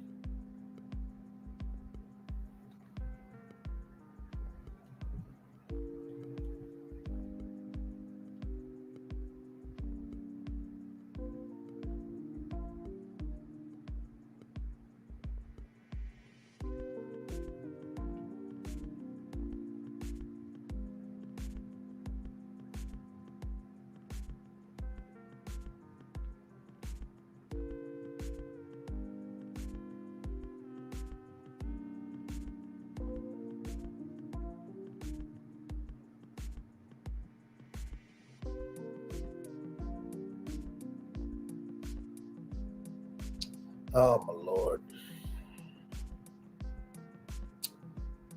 That was seriously funny.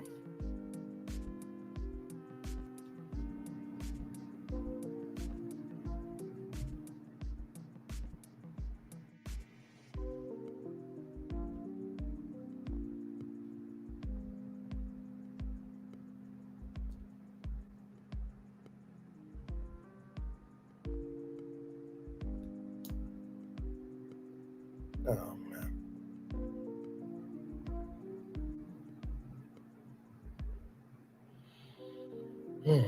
Lord, Lord, Lord, Lord, Lord, Lord.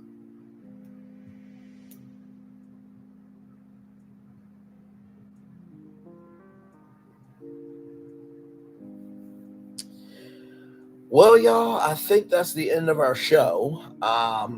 Y'all, we went all around the world, and we talked about Monique and her son. We talked about Jackie Robinson, and there's been arrest in the stealing of the bronze statue. We talked about Beyonce. We talked about the legendary William Post, who invented Pop Tarts. We talked about Porsha Williams Guobadia, who is coming back to Real Housewives of Atlanta, but who also has a scripted deal with NBC Universal. God bless her in that. And then Michelle Buteau, who is coming back with Survival of the Thickest.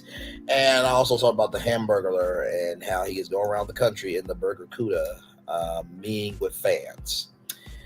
And also talked about the Dunk Kings merch being restocked, and also free wings for you if you go to Buffalo Wild Wings on February 26th from 2 to 5 p.m. local time. All right, y'all. Enjoy the fireworks for the day that's coming your way. I love you. I value you. I embrace you all. I'll see you real soon.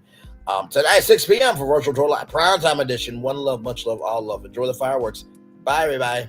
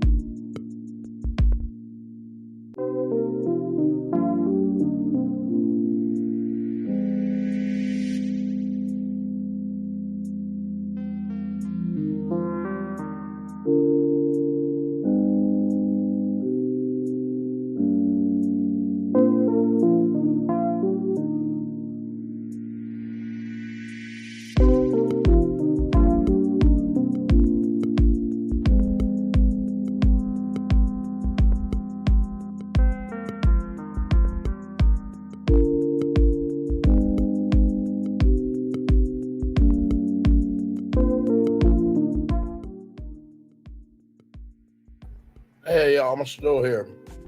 Sorry. I know I said I was in the show, but listen.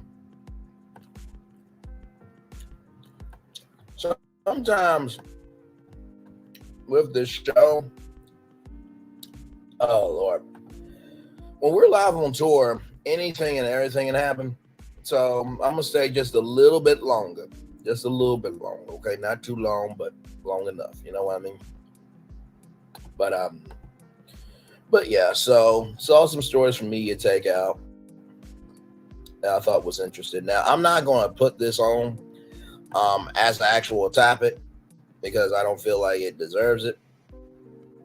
But yeah, let's talk about this, okay? Let's talk about this. I just saw this article, okay?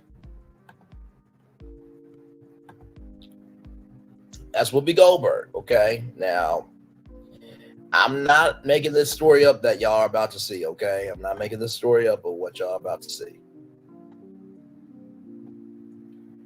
But here we go. Y'all ready? Whoopi Goldberg is an old thought. Explains why she has one night stands 90% of the time. Whoopi Goldberg is letting the world know you're never too old to be a thotty. Okay? So media takeout learned that yesterday on The View, the women were discussing a New York Post article that correlated a person's ability to be good in bed with narcissistic tendencies. As the group debated how long it would take to weed out narcissists before hopping to the bedroom, that's what Whoopi told on herself. Listen, a good hit and run is a good hit and run. 90% of the time, I'm not there for conversation. She explained to her co-moderator. Joy Behar agreed. One man is not enough for most women, Behar explained. We need two guys. We need the narcissist who's good on the side. We need a man who's able to take out the garbage. I don't mind having a narcissist, but I'm not going to marry them, but great for that night. Alyssa Ferris Griffin disagreed. She said she pictured narcissists in bed like Patrick Bateman in American Psycho. Goldberg offered a fail-proof solution to a partner who might be too little into themselves. This isn't the first time the Sister Act star has opened up about her experiences. Oh, Lord. When the ladies discussed polyamory during last month's episode of The View, Whoopi encouraged her fellow moderates to be more open-minded of the thought of ethical non-monogamy. You guys have to widen your area of people that you know, she said at the time. Just because it's not just sleepy little towns. Listen, if you can do more than one thing at a time, you can have a polyamorous relationship, okay? If you can chew gum and walk, you can do more than one person. After Sunny Hostin suggested to Goldberg, it seemed like you're speaking from experience. She replied, if I seem like that, because I'm good at that. Goldberg has previously expressed her satisfaction with living the single life. People say, well, you'll find somebody, the EGOT winner told Tamron Hall 2019. I'm not looking for anyone. I'm very happy I don't want to live with anybody. All right, Whoopi. Well, Whoopi is creating Whoopi, okay? Listen. You know that song, Scat Cat? Here, kitty. Scat Cat. Whoopi.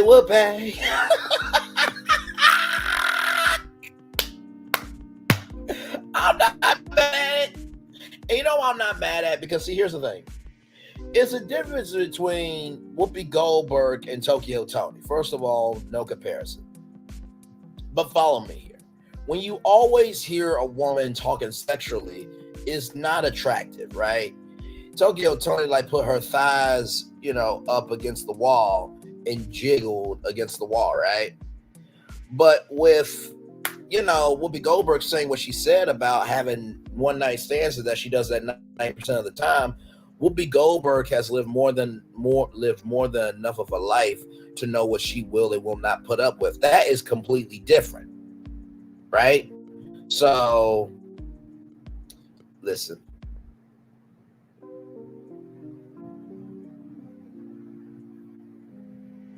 Y'all give me a moment.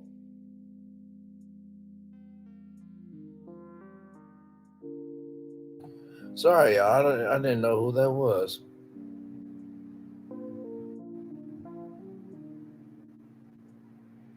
know who that was. Maybe I was not supposed to answer it.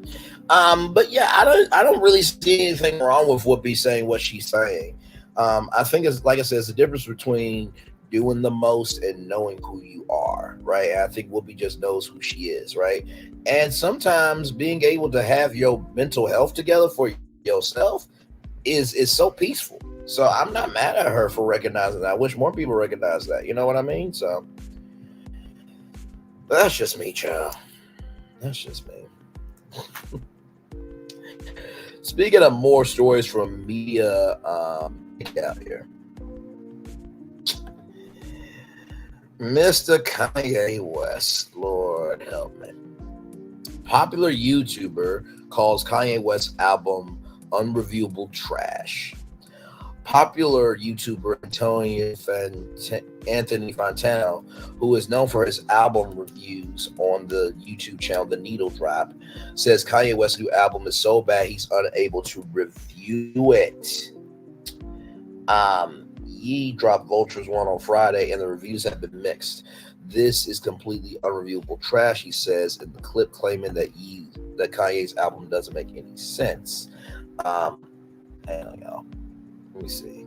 So the Needle Drop has 2,820,000 subscribers. So listen, with that amount of numbers, you have to know your stuff. You can't just make up those numbers, right? Fantano also took a dig at Kanye's fan base. Now, there are some people who will say, Anthony, you're being unfair here. Separate the art from the artist. Come on, you can't separate this crap from the music because it's in the music. Look at the lyrics, read these words. They have meaning, and they're saying things that aren't good or normal. You would have to expect me to separate my brain from my skull if you think I'm just going to ignore it. So there's little to praise on this record. If Kanye's delusional fans are not hearing that this record is awful on its face, as they kind of listen to it by themselves, nothing I'm going to say is going to convince them. Kanye is still facing backlash for his anti-Semitic rants last year, while some folks have forgiven, others have canceled the rapper for good. Well, I mean, listen, you know, Kanye has done what he's done, and like at the beginning, middle of the day, like that's what you get, what you give, right? So I don't get why, child. I can't. Like Kanye, just go on a long vacation. That's what you just go on a long damn vacation. You ain't missing nothing. You really are not missing nothing at all.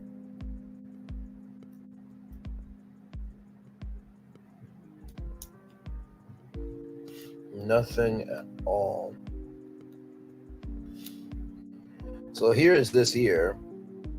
Usher reportedly only got paid $671 for his historic performance. Even though that sounds like little, he would make much more money elsewhere. Typically, the halftime performers don't get a paycheck from the NFL, but reap financial benefits. Because of this, Usher will reportedly pull in over $100 million in streaming sales, concert tickets, and endorsements. He extended dates to his Past, Present, and Future tour, which kicks off in his hometown in Atlanta. In his hometown of Atlanta in August. He also released his ninth studio album, Coming Home, just days before taking the stage for the sport's biggest night. As of this publication, his 2004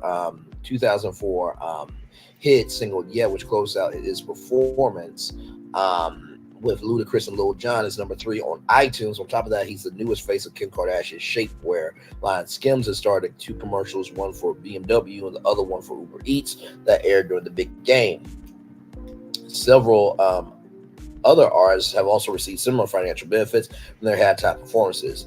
In 2020, Shakira's and Jennifer Lopez's halftime performance reportedly spiked Shakira's streams by 230%, while Jennifer Lopez's increased to 335%. Same thing happened to Justin Timberlake in 2018. His halftime performance helped increase his sales by 534%. But out of all those celebrity performances, according to multiple reports, Usher's was the biggest in the history of streams. So there you go. Very, very nice. Very, very nice there. Let's see here. Let's see.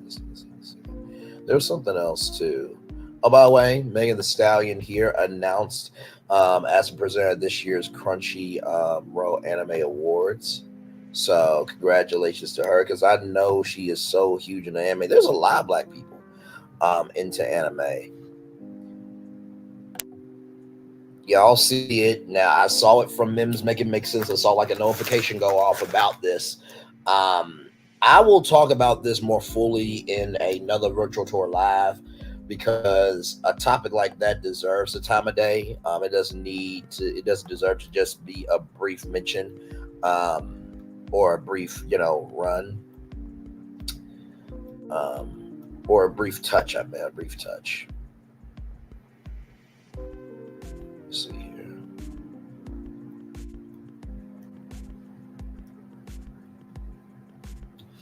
Revelation 2023 here for this. Kanye West Yeezy brand allegedly made $19 million in sales following the airing of the Super Bowl commercial. So he did make some money. And so Revelation, I will give you your credit. You're absolutely right. And here it is here. These are all the shoes here. 294,357 294,357 orders, $19.3 million there. So congratulations to Kanye West, because we had debate on that, and I said I would definitely give it to you. You know what I mean? And then update here with Usher. Super Bowl performance brings in over 30 million households, surpassing Rihanna and Dr. Dre. So the big moment pulled in 30.1 million households with that. And then let's see here. I'm going to talk about this as well in another virtual tour live, because I believe that right there, Trevor Noah reportedly at odds with Spotify executives over the direction of his new podcast. I definitely want to talk about that in more detail. Here is this one here. Trapping ain't dead. Connecticut pastor charged with selling crystal meth out of his church. On Friday, Reverend Herbert Miller. Hey kids, you want a popsicle? Get your fat ass back here. I got this meth for you. Sure do. I got this crystal meth. You like crystals? I like crystals too. Crystals are very colorful. There's a red crystal and a blue crystal and a purple crystal. Crystal meth. I can make flavored crystal meth like flavored Kool-Aid. I'm Herbert. I'm sorry. I just can't do it. Oh my God, Jesus.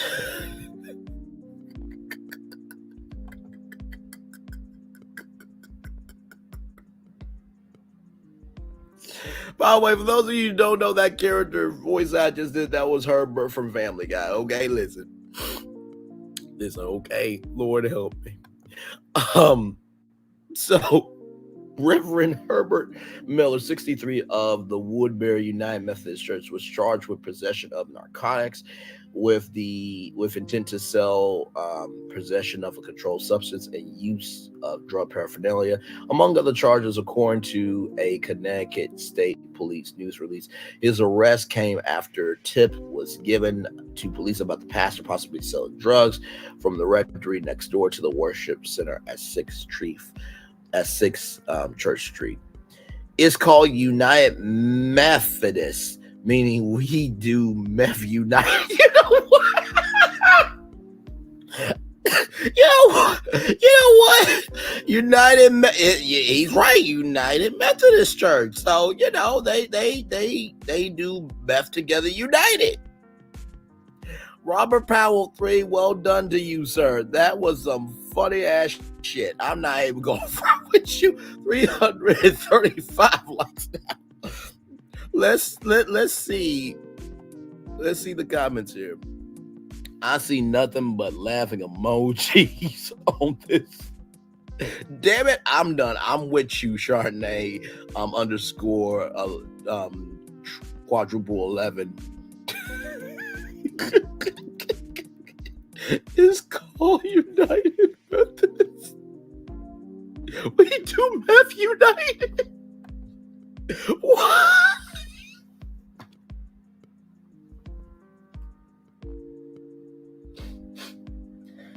Well, everybody, praise the Lord. It's your pastor, Herbert Miller. It's time for Meth Union. That's right. It's time for some Meth Union. That's right. We do Meth Unite around here. We are United Methodist Church. That joke took me out. I'm sorry, y'all. That joke took me out. It did. It absolutely did. By the way, Nene looks beautiful here. But yeah, so anyway, Lord help. And finally, look at this right here. Right here. Check this out. All right, Jess, we got somebody on the line for you. Hello. Hello. Hey baby, it's your man. I wanted to call and say happy birthday. Thank you. I know it's a special day for you.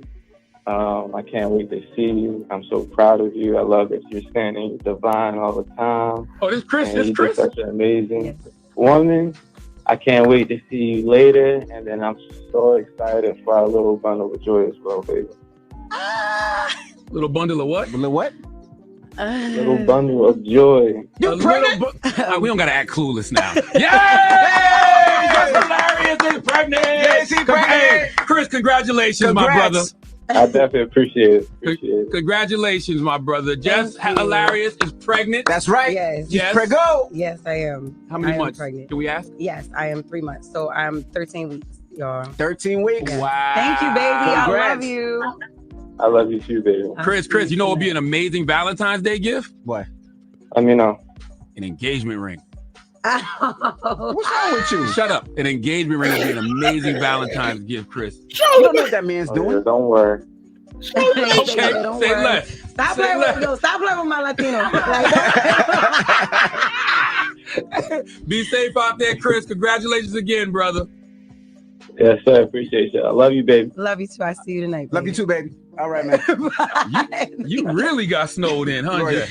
Period. Wow. Oh No, my ain't no God. period. Ain't no period. Ain't no period for the next 6 months. Ain't no period. She more like got plowed in. Oh, not plowed in. Congratulations, Lord Jess. help. That's why you've been in here all tired. Y'all can get off YouTube, okay? Leaving comments about Jess in there high, Jess in there drunk, Jess in there tired. Yes. No, Jess just pregnant. Yes. Okay? You'll say Jess was zooted her first week. I'm like, no, I did not get high and come in here zooted on my first week. No, she was just in here throwing up every damn moment. A couple times. Yeah. I said, oh my gosh, she's pregnant. Charlamagne said, don't act like you didn't know that. Right. Everybody go ready to go Tubi. Yeah, but Ready to go full Tubi. But he act better than you. They'll say, what's up with Jess Hilarious? He said, huh? I will never forget that dumb stuff. I swear. What's up with Jess Hilarious pregnant? I don't know. We trying to figure it out. Like I'm not his little sister. Like what? Jesus. Now she's a stranger. All right. That's his thing. All right, Jess, we got some. Oh my Lord. So let's look at the comment section. Women getting pregnant at the peak of their careers always baffle me. We just don't have it like men do. But I definitely wish her safe pregnancy and delivery. Chris who the ex? Sounds like him. No, her current man name is Chris and they've been together for a while. Oh, okay. Thank goodness. All these women talking about marriage. Not everyone wants to be married. Most of y'all came from unwed parents. Y'all are unwed parents. Leave people alone. I sometimes feel sad for black women. Now, Percy-less is Sierra because she got a good man, Savannah. Lord help. I love that Charmaine said that. That's big brother energy. That part. Staying pregnant with no type of husband. Lord, how much? Girl, you just got a job. Y'all, can we just be happy for black life coming into the world, please? Can we just be happy for that? Just, Lord help us.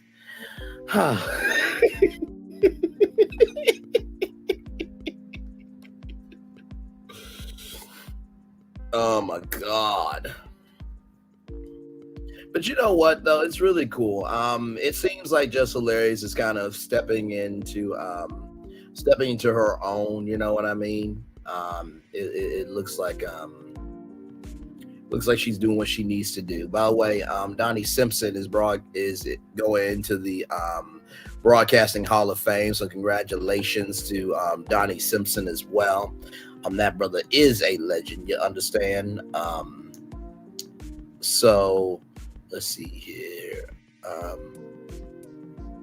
Ed Lover, by the way, has a new show. The Ed Lover Experience partners with Audacity and Skyview Networks. Just reading off a bunch of stuff to y'all, just to let y'all know what's going on in the world.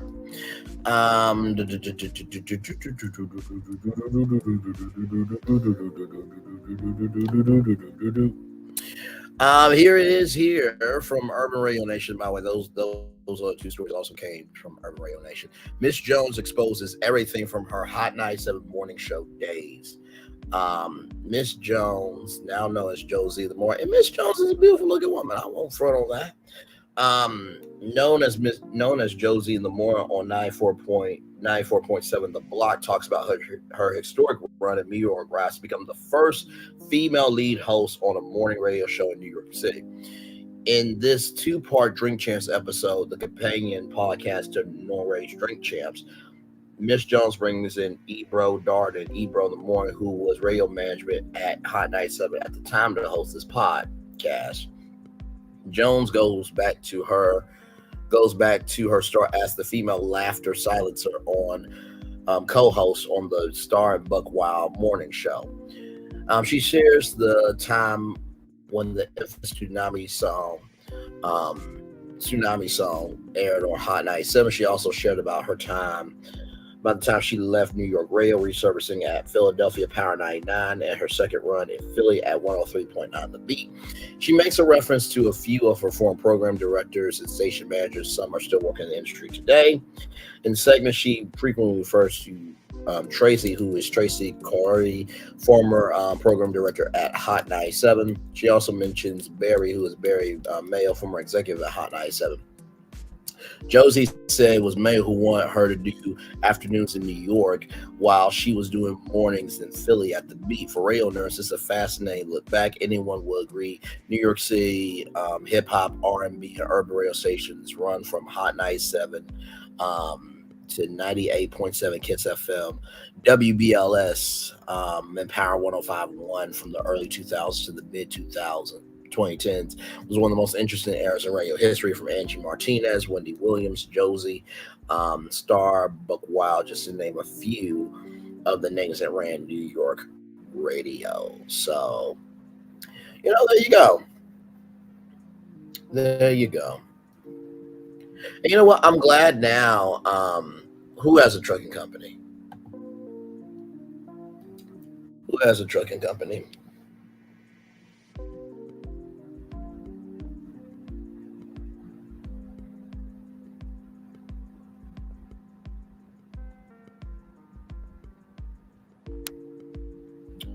By the way, I am glad that people are able to speak their piece now, because it seems like everybody is not everybody is comfortable with their truth, but it is nice to see that people can be free with what their truth is. So yes, indeed, we are just chilling out here. I'm glad to have you guys here. We are just chilling. Oh, Jess's dad. Okay, that's what's up. Shout out to Jess's dad for being able to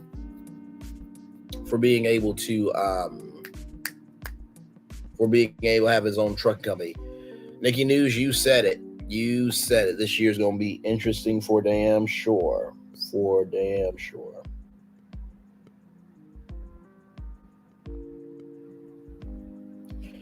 Okay, this is interesting. This is very interesting. Hang on, let me bring up urbaninsight.com because this is an interesting article.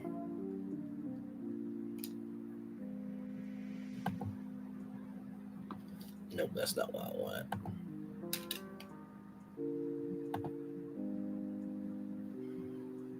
No, why are you not giving me what I'm looking for? Okay, here it is. So this is Urban Insight, a website that I go to quite often. Right here, the Haasboss Group has released State of Media 2024, a study conducted for those ages 18 and above, focusing on distinctive segments such as urban versus suburban and rural residents, and the various habits of office workers versus those remote or hybrid work setups. The research found that 65% of media consumers listen to radio weekly, with most tuning in for 30 minutes to an hour, predominantly in the morning. Additionally, music rules the airways, with rock 55%, pop 55%, and country 43% as top genres. Um, more radio industry insights. More radio industry insights. Engaging content, blending news updates with music for morning routine listeners. Generate diversity, curate stations with various music genres to appeal to diverse preferences. Local relevance, prioritize local event coverage, meaning the 54% who find it crucial. Tech integration, invest in high quality streaming options for enhanced user experience. 58% prefer over the air AM FM radio, while 37% favor streaming radio stations. So there are still, a good half of the country that prefer traditional radio, where you have to literally turn on in your car, or you have a actual radio in your house. Urban versus suburban rural audiences. So urban audiences 70% weekly outpaced suburban and rural audiences 60% in radio usage frequency. Urban satisfaction with today's pop 57%, and country 72% exceed suburban rural ratings. Local event coverage is vital for urban audiences 70% compared to 36% of suburban rural, although additional 48% do feel that's somewhat important.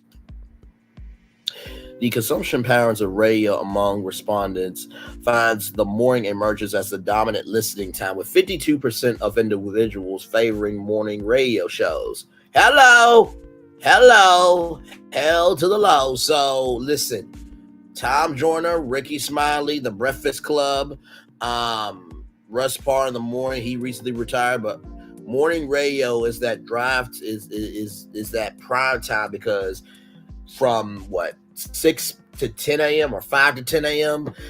That's when everybody's getting up and moving. Not to mention too, radio is one of the most powerful platforms, because that's the only time you can be on for 4 to 5 hours live at a time, to distribute information over a long length of time compared to television.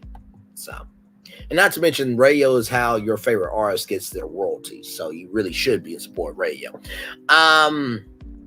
Radio appears to complement diverse activities, especially during driving, 68%, and relaxation, 44%, indicating its role in both active and leisurely pursuits. Listening sessions tend to be shorter, with a significant majority, 43%, tune in for durations ranging 30 minutes to 1 hour. Radio show purposes exhibit distinct inclinations, especially during morning and afternoon slots. Mornings are crucial, with 69%. I'm going to say that one more time for everybody saying radio is dead. Radio show preferences exhibit distinct inclinations during morning and afternoon slots. Mornings are crucial, with 69% incorporating radio into their routines, primarily for news updates, 70%, and music 74%. In contrast, afternoons see 80% of individuals listening to unwind, favoring music and entertainment. Okay, so the morning radio emerges as the dominant listening time, with 52% of individuals favoring morning shows, and 69% incorporate radio into their routines for mornings, 70% for news updates, and 74% for music. And then afternoons are seen more as of a wind down period. I could definitely see that, you know what I mean? Because I've done basically every time slot in radio. I've done, Dr. B Script almost live from 2 to 4 when I was at Kent State University. Then I did this thing called Old School Collage on AA.3 KABF in Little Rock, Arkansas. So, and, now with the Onyx Collab, I do that weeknights at 10 Central only on Clubhouse. So I've done every radio slot. And I have to say, during the 10 p.m. show on Clubhouse, it really is a chill down room. Like, the day has happened, you tired, you don't say exactly what's on your mind. And same thing with 2 to 6 or 3 to 7. That is when, people are getting off of work, 5 o'clock rush hour. That's where you're picking up the kids, whether it's at 2 o'clock or 3 o'clock.